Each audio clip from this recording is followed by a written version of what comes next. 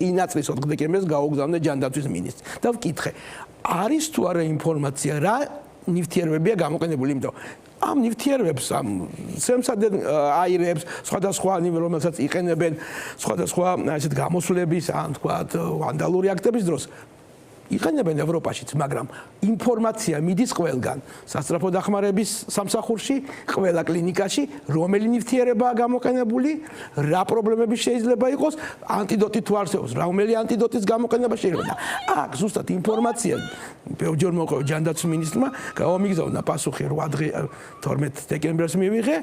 Წამკითხის პატარა ის ტრეინინგის თუ პრეზენტაციას სახით ევროპაშიც იყენებდნენ ჩვენ სიმპტომურად მკურნალობ. მეტი პასუხი არ მქონია რა. ჩემს გარდა კიდევ ბრიფინგიც მქონდა, სხვა ექიმებმაც მიმართეს, მაგრამ არავითარი რეაგირება ამას არ მოხდა. მით უმეტეს ესკალაცია მიდიოდა უკვე სხვა პროცესების და უფრო დაიძაბა სიტუაცია. ამიტომაც რომ ნაკლებმა მიმართა ეს არავითარი არგუმენტი არ არის.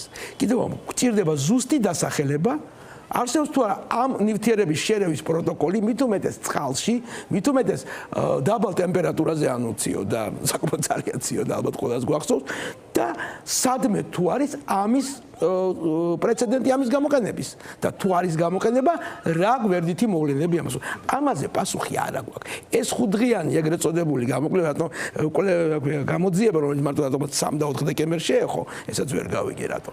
პასუხი არ მოგვცა რა ნივთიერებაზე, ეს არის არავითარი საიდუმლო. მით უმეტეს, როდესაც გამოიყენებ მოსახლეობის და ადამიანების წინააღმდეგ.